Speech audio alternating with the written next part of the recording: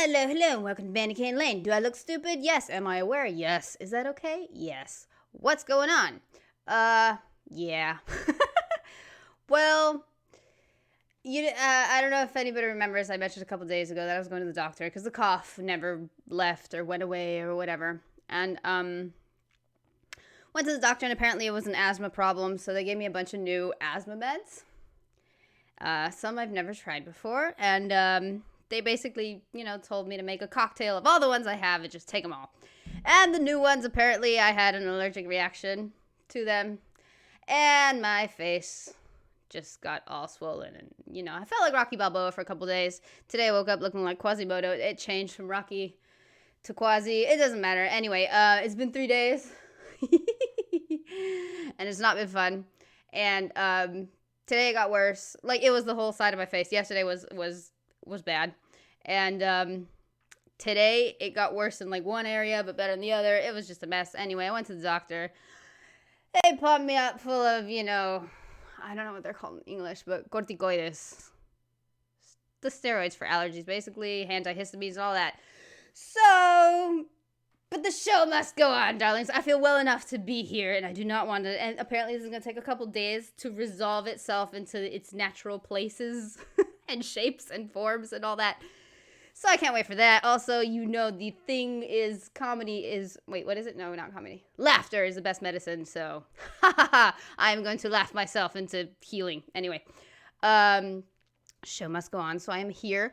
But I have a short clip because my moods and my energy just are all over the place with, I had to stop taking the asthma medicine, which was not great. So I got that going, and then antihistamines, it's all over the place, people. So I am all over the place. But whatever, I am here, and I am willing, and I am mood-wise, like, other than, this absolutely sucks, I hate my life, what the fuck. I'm doing great, so we're good. And anyway, we have today, now that that's out of the way.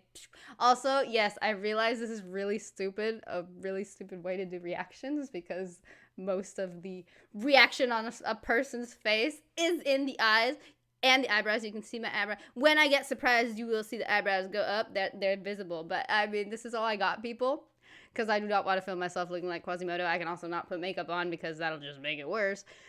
And you know what? I don't want this to be immortalized on the internet. So we're going with the flow. I feel like a copper. License and registration, ma'am. Anyway, we have not the 9 o'clock news. I feel like I read that the emphasis wrong. Not the 9 o'clock news. There we go. And Rowan Atkinson, fun. So let's do this. Millard, in this case, I appear for the plaintiff, Mr. William Green of Beaminster in Dorset. Millard, in this case, I appear for the defendant, Miss Diana Rowley of Prestatyn Cryd. Millard, in this case, I appear to be in the wrong courtroom. Hello. Oh, that was it? Brush my teeth with new glee. The wife's always buying these new products, but this one really is different.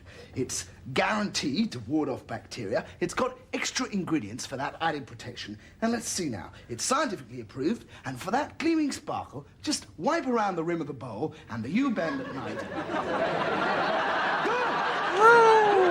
My uncle did that once. First of all, I thought this was going to be like a 5-minute skit. My bad. Okay, never mind. It works. But, oh my God. My uncle once was visiting from Argentina to, the States, and apparently he knows speaking English. And, one time he used to, brush his teeth. I don't remember the brand to properly tell you guys what it is, but it was not toothpaste. It was one of those really thick, oily creams for like diaper rash. One of those that it's just like that white stuff that if you get it on your skin, you could not get it off ever. One of those. Oh yeah. I imagine that was a fun experience for him. It's okay though. He's an asshole. He deserved it. So we're good. Thank you, Tim. And now on to Holiday Habits, the part of the programme that prepares you for the quainter customs of some of the exotic places you might be holidaying in this year. Tonight, we look at Belgium, and in particular, Belgian eating habits. We have with us the Belgian chargé d'affaires. There we go. Le Comte de Froufrou. That's his name. Hercule. We've heard that there are some extraordinary social habits connected with eating in your country. Is this true? They may seem extraordinary to you, Oh. but to us, they are, how say you, small potatoes.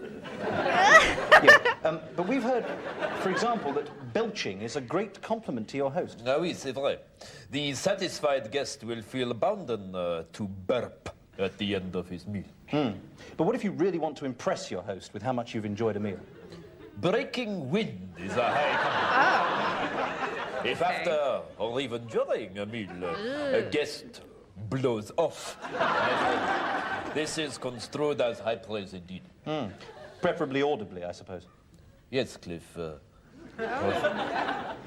But even the hushed burst of wind, when it finally reaches the nose of the host, will not be misconstrued. Indeed, in certain circles, the tact of the silent waft is much prized.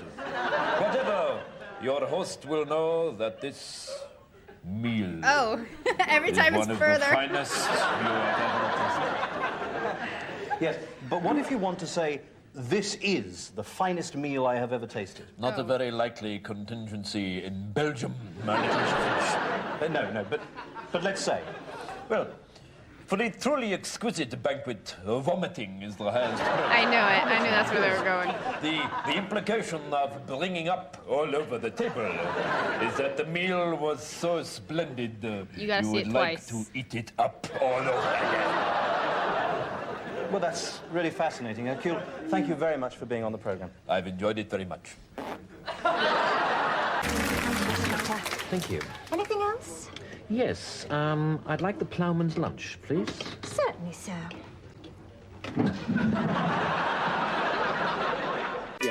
What?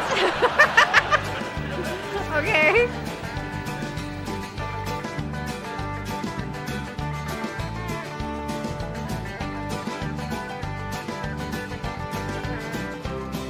Ew. That's basically where I was today. Oh.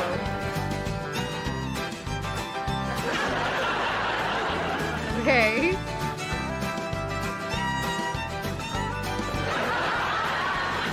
There's a lot of those.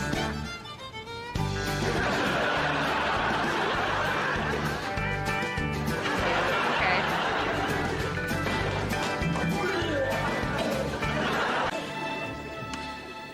They were Now, organized. lot 174, gentlemen. The Cayman Penny Blue. And I don't think I need to say anything more about it than that. The Cayman Penny Blue. So I'll take the bidding at $1 million, please. What? $1 million, $1.5 million, $2 million, $2 million, $2.5 million, $2.5 million, $3 million, $3 million, $3.5 million, $4 million, $4 million, $4.5 million, $5 million, $5 million, $5.5 million, $6 million. Nobody's doing anything. $6.5 million, $7 million, $7 million, $7.5 million, $7.5 million, $8 million, $8 million, $8 million, $8 million, $8 million. Thank you. And now, lot 175, another Cayman Blue.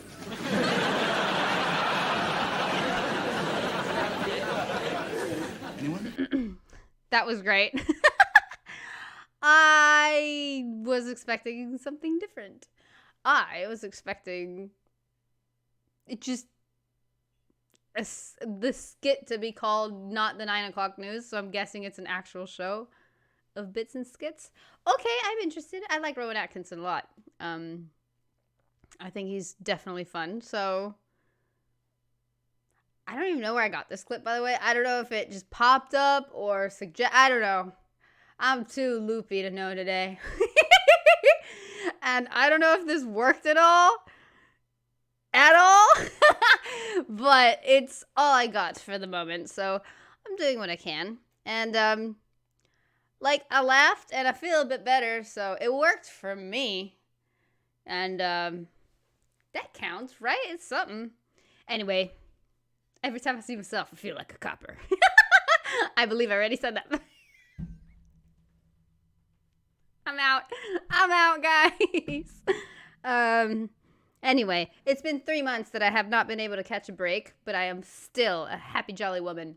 And, how do I do it? You just gotta look on the good sides and the fun stuff and the bright side of life. Just like, you know, the Monty Python song. So there you go. That's all it is. It's attitude, people.